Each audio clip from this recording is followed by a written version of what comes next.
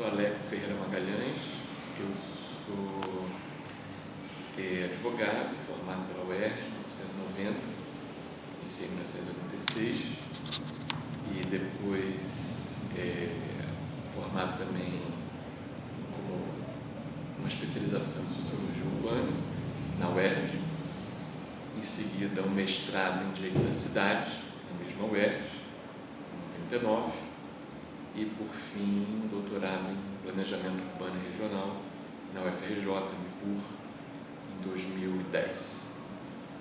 E eu, desde 97, estou envolvido com magistério superior, ensino, pesquisa e extensão, em direito e articulando outras áreas junto. Eu, durante um bom tempo, exerci a advocacia, que recentemente diminuiu um pouquinho em função da dedicação integral ao magistério. Mas tive também uma experiência importante, tanto na advocacia extrajudicial como judicial, né, consultorias, enfim. E hoje você dá aulas na Universidade Federal? Isso, desde 2007, professor da UFRJ, com uma pequena interrupção, 2009 2010, mas de 2007 até hoje, com essa pequena interrupção como docente da UFRJ. E como que você chegou no direito urbanístico? Aliás, o que é para você o direito urbanístico? Quais são os objetivos e principais elementos dessa disciplina? Tá. Bom, eu cheguei em função de uma das minhas experiências importantes na área da advocacia, que foi logo quando eu ainda estava na graduação. Fui trabalhar como estagiário na, hoje, Fundação Bento Rubel, outrora Centro de Defesa de Direitos Humanos Bento Rubel. É uma instituição, uma ONG, que historicamente tem um trabalho, né, na área de favelas, né, de assessoria jurídica, projetos, urbanizações. Então ali eu me envolvi, me integrei aqui no projeto Terra e Habitação, que dava assistência em vários litígios fundiários. Então, dali que de fato veio o meu interesse, né, para me concentrar, me especializar nesse campo que é o direito urbanístico, que me levou, que me trouxe de volta para a academia. Quando eu me formei, não tinha projetos de retornar ao mundo acadêmico, apenas de exercer a profissão. Mas foi uma experiência tão intensa, tão forte, tão vigorosa, que me trouxe de volta no intuito de tentar compreender melhor aquela experiência toda. Então, assim, eu posso dizer que eu vejo o direito urbanístico muito condicionado por essa experiência, né? Como um mecanismo, um campo dentro do direito, onde a gente tenta estudar, compreender e interferir em dinâmicas como essas, com as quais eu trabalhei, em que populações, por exemplo, litigam pelo acesso à terra, à moradia, aos serviços urbanos, enfim, aos bens e às oportunidades que a cidade oferece, mas não de maneira igual, mas de maneira profundamente desigual. Então, é um campo do direito que trata, né, de uma experiência social onde a desigualdade é muito marcada. E aí o sentido que esse campo tem para mim é o sentido de ser um vetor de reversão dessas desigualdades, né? Essa, a meu ver, não é, digamos assim, é menos a realidade do direito urbanístico e mais a potencialidade que ele traz, né? E mais uma maneira pela qual ele pode ser compreendido e pode ser apropriado, entre outras que estão em disputa na sociedade.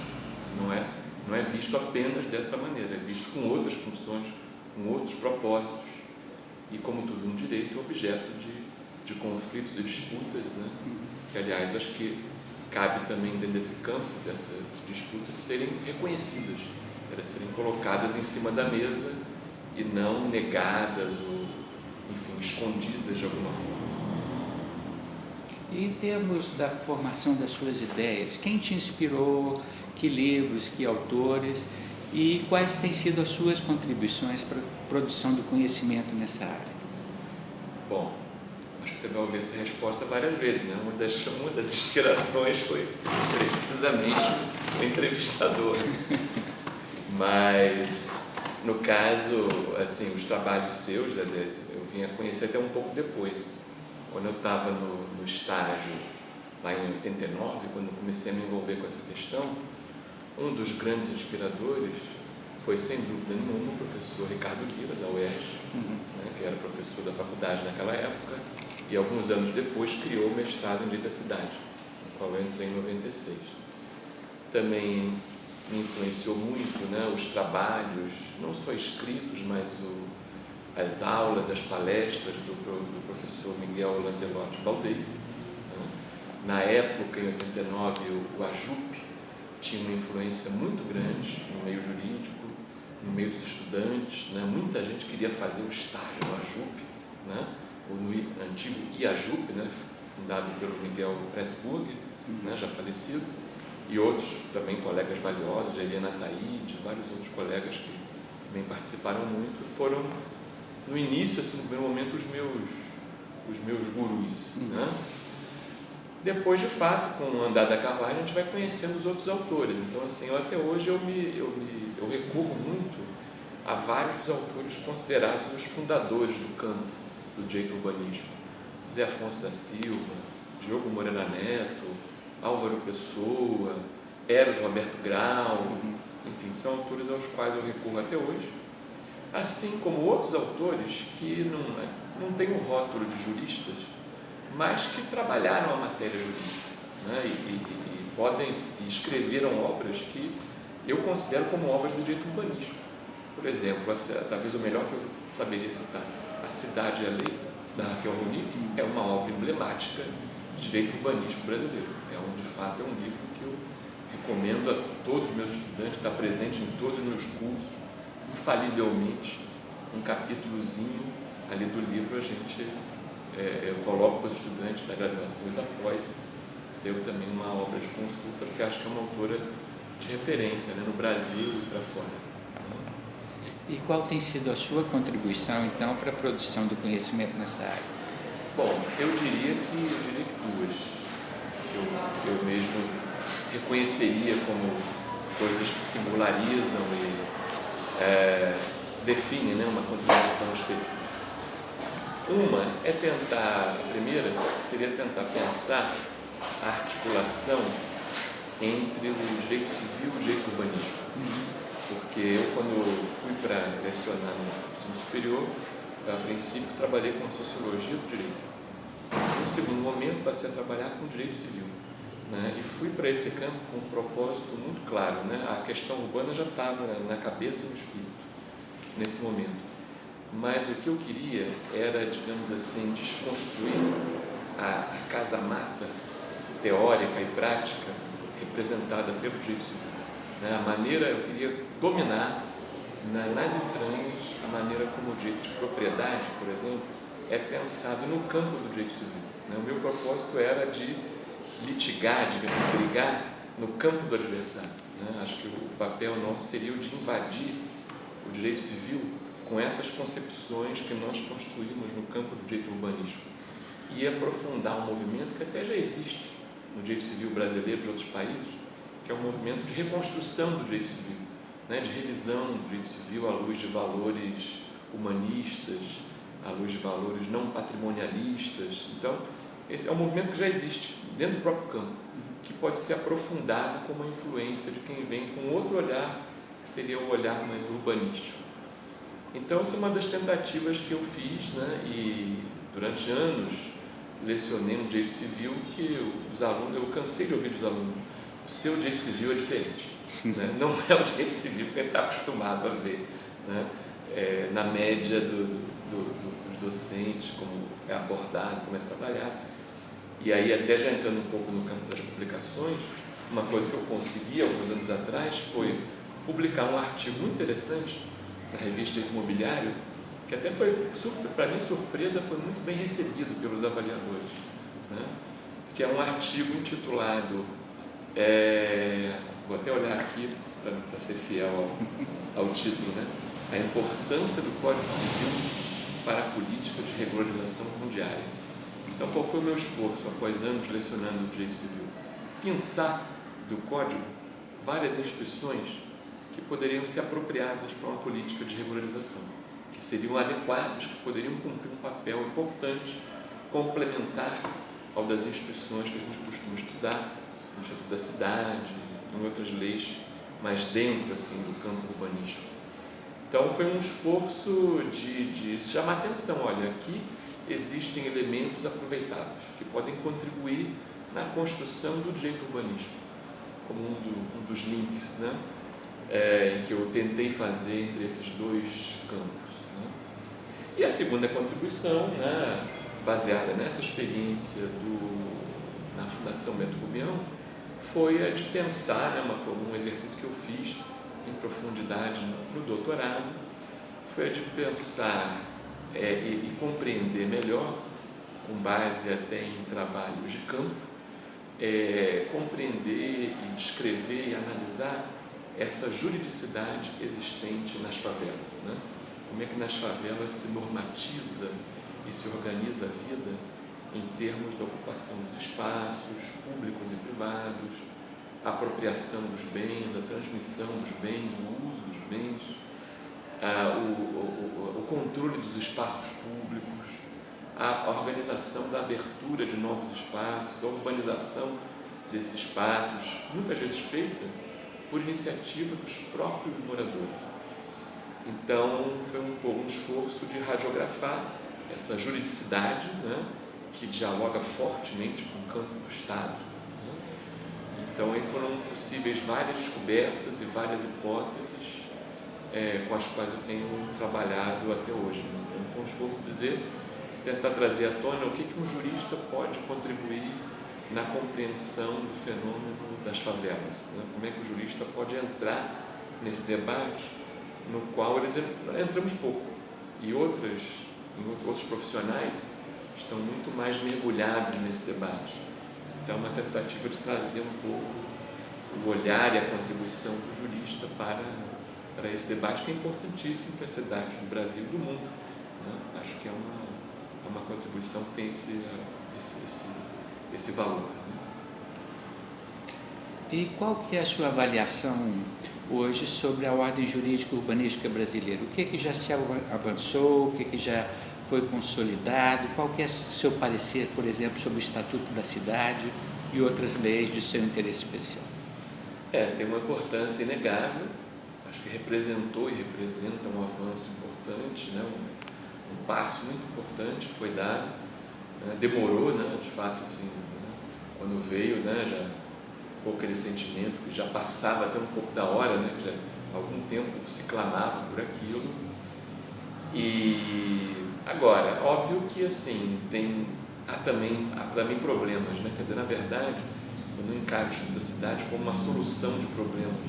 Foi até um prisma que eu vi muito ser colocado, né, na época que ele surgiu. Né? Na verdade, se o Estatuto da Cidade, na medida em que seja mais aplicado, em que ele se enraize na nossa experiência, em que se aprofunde, né, ele na sua efetividade, eu acredito que novos problemas surgirão, novos conflitos vão se colocar, vão emergir de imediato. Né? Então, ele não é propriamente assim uma solução, né? Mas ele é uma recolocação. Os problemas mudam de lugar, passam a se colocar num outro patamar, né? Num outro nível de problemas. Então, eu acho que hoje nós temos condições, né, de aprimorar uma série de modelos, né, que estão lá colocados no Estatuto. A gente já tem acúmulo para isso, né, para pensarmos em darmos novos passos. Né? Por exemplo, o modelo dos planos diretores é um modelo que eu acho que a gente pode e deve aprimorar, né? No intuito de que ele, por exemplo, ele se aplique, ele tenha condições de se adequar um pouco melhor para o caso das pequenas cidades, as pequenas e médias cidades, as cidades na Amazônia, no Centro-Oeste, fora dos grandes centros urbanos, né? Que nós temos várias experiências de urbanização, desde a urbanização como a do Rio de Janeiro, de intenso adensamento, até outros modelos um pouco mais rarefeitos, modelos de cidades mais horizontais, enfim. Então, nós já temos acúmulo para isso. muitas experiências eu avalio, né, que estão no estágio inicial, né, que pesem os 15 anos de vigência do Estatuto, que estamos comemorando agora entre julho e outubro, né, essa data importante, um momento importante de avaliação. A impressão que eu tenho tido, com base em algumas pesquisas de campo que eu fiz recentemente, sobre a implantação dos instrumentos do Estatuto no Estado do Rio de Janeiro, é que tudo parece ainda estar muito no início, porque em 2006 que veio a campanha dos planos diretores, e foi quando vários municípios do Estado do Rio de Janeiro fizeram um plano diretor pela primeira vez na sua história. Até então jamais tinham pensado na hipótese. Muitos municípios foram criados recentemente, no pós-88, surgiram vários municípios oriundos de emancipações. Então nós temos estruturas municipais administrativas novas que estão agora recepcionando as ideias do Estatuto.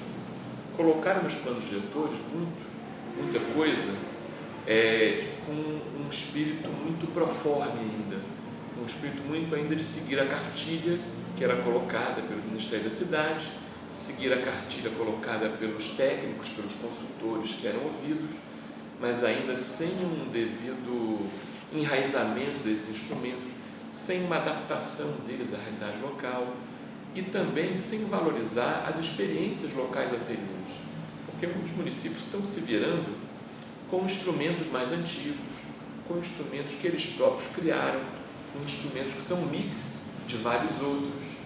Então, essa experiência, ela não pode ser descartada num processo de renovação da política urbana. Aí já existem alguns acúmulos que são importantes também. Tem tem uma experiência aproveitável, aí eu diria. Então, assim, acho que o horizonte nosso hoje é o de ver com outros olhos isso que o Estatuto trouxe e de estabelecer os diálogos entre o Estatuto da cidade e as experiências que estão nos municípios, né, para planejar uma aplicação mais consequente, mais consistente desses instrumentos que traga efeitos positivos para a cidade. Na sua experiência, como é que o Poder Judiciário tem se relacionado com essa nova ordem jurídica urbanística? Tem de várias maneiras muito diferenciadas. Eu diria que tem jurisprudência para todos os gostos, tem reações as mais diferenciadas possíveis. Se de um lado, por exemplo, um dado positivo, de algum modo a noção de função social, a noção de direito de moradia, ela ganhou algum espaço na jurisprudência. Ela começou a ser considerada em algumas decisões. Eu outro dia vi um amigo que está estudando para concurso, em que o material do concurso dizia isso, colocava que numa ação, uma disputa fundiária, você tem que considerar o cumprimento da função social da propriedade pelo autor da ação, né? Uma coisa que até algumas décadas atrás era uma tese, digamos assim, digamos assim, periférica no campo do direito. Então, de algum modo, essa tese ganhou algum espaço, ganhou alguma repercussão. Nós temos alguns integrantes da máquina do judiciário que estão absorvendo essa concepção de uma resolução justa de litígios, em que você, mesmo que não tenha que fazer um deslocamento populacional, você se preocupe com as condições de um reassentamento, com a garantia da moradia em outro local, quando não for possível no próprio local em que um determinado grupo está assentado espontaneamente. Então, isso de algum modo ganhou algum espaço. Eu também percebi no caso do Rio de Janeiro que o debate sobre a concessão de uso especial para fim de moradia, o debate sobre a sua constitucionalidade, é um debate superado, está resolvido em favor da COEM, né? Ou seja, não se questiona mais, nós temos mais de uma decisão nessa mesma direção. Ou seja, um instrumento que a princípio não foi aceito pelos agentes públicos, o Estado e a Prefeitura do Rio de Janeiro a princípio não aceitavam esse instrumento quando ele apareceu, o Judiciário meio que os compeliu a que aceitassem, porque pelo menos no Rio de Janeiro ele decretou, teve decisões repetidas nessa direção. De outro lado, né, temos também precedentes muito ruins, né? Por exemplo, o Tribunal do Rio de Janeiro considerou os planos urbanísticos locais, que aqui nós chamamos de PEUs, no município do Rio, são uma espécie de extensão do plano diretor, uma espécie de continuidade do plano diretor. A rigor, são partes integrantes do plano diretor da cidade. Mas o Tribunal de Justiça do Rio entendeu os PEUs como uma espécie de ato administrativo, que não seria questionável em juízo, apenas o plano diretor seria, né? Uma visão muito empobrecida, que não compreende de maneira adequada a natureza, o papel, a função dos PEUs, e que eu espero que não seja um precedente que se consolide em terceira instância, espero que seja um entendimento que seja revisto em instâncias superiores, né? E, finalmente, como que você vê o ensino do direito urbanístico nas faculdades de Direito e que tipo de mensagens, de recomendações, de lições você daria para quem está se aventurando nesse campo pela primeira vez? Bom, eu diria que é muito incipiente o ensino do direito urbanístico nas nossas faculdades. Ele ainda, no máximo, é uma matéria eletiva, com poucos tempos, uma carga horária muito pequena por semana, que dá poucas condições de se desenvolver essa disciplina. Não é ainda assim muito prestigiada nos projetos pedagógicos das faculdades, as várias que eu já mencionei, inclusive da própria UFRJ, né? Não alcançou prestígio, por exemplo, alcançou o direito ambiental em muitos cursos. Então, ainda precisa ser, acho que, melhor desenvolvido, mas o dado positivo nem sempre é ofertado também, né, nas faculdades. Como eletiva, a oferta é um pouco errática. Mesmo na pós-graduação, você muitas vezes não tem uma oferta adequada dessa matéria, né, para os estudantes. Agora, o dado positivo que eu ressaltaria é que em todas as vezes que eu ofereci essa disciplina, né, aqui no UFRJ, houve um número muito grande de inscritos, né? Ou seja, é uma disciplina que angaria um interesse do alunado, né? Há um público que, mesmo que não sabe exatamente o que significa, o que é, mas que vem ávido exatamente de saber, de dominar um pouco, de conhecer. Então, eu nunca tive dificuldades aqui na formação de turmas. Já tive semestre que eu tinha uma turma de manhã e outra de noite, da mesma disciplina, como eletiva e com um bom número de alunos frequentando e matriculados e fazendo o curso até o fim. Então, há de fato ela mobiliza uma parte aí do nosso alunado, do nosso corpo docente.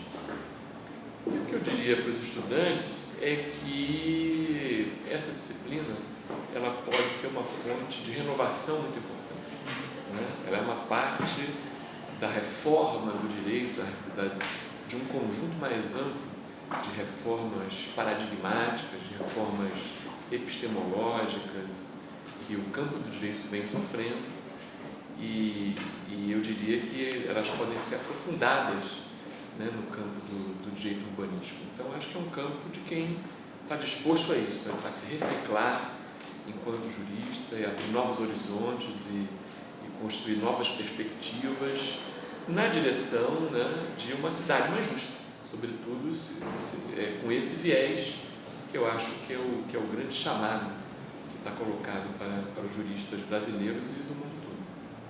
Você podia só mostrar os livros mais próximos da câmera? Para deixar Mas eu acho que dá para ver, tipo, eu fiquei reparando. Faltou mostrar o livro. Mas talvez Faltou mostrar esse aqui, que é importante também. Então, voltamos a falar dele. Essa é uma outra influência importante, né? A obra do Boaventura de Souza Santos é uma obra que já me chamava a atenção na década de 90, pelo clássico trabalho relacionado ao direito de Pasárgada, a pesquisa feita no Jacarezinho na década de 70, no Rio de Janeiro, pelo Boaventura, que gerou a sua tese nos Estados Unidos, em Yale, a tese do direito dos oprimidos, né? Felizmente agora há pouco publicada em português, mas o dado importante é que a produção do Boaventura sobre direito não parou com essa obra, né? Ele seguiu produzindo uma série de trabalhos sobre o direito, aprofundando a sua teoria e construiu conceitos muito importantes, muito úteis para mim até hoje, que aí resultaram na produção desse livro, que aí foi uma contribuição minha para a sociologia do direito, que eu lecionei durante algum tempo.